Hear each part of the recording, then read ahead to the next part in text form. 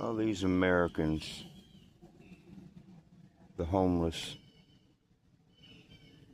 Yeah, there's people that actually do videos about this online on YouTube. I'm not sure what the point is. Some people are successful, some people aren't.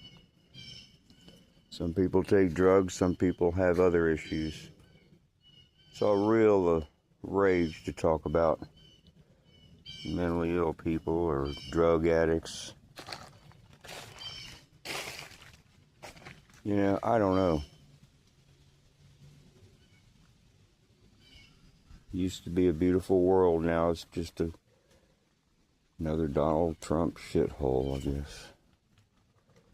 Never know how long it'll take to get the fire going around here. There's no garbage here. It's all works of art. No matter how far you look. It could go on forever. God damn it.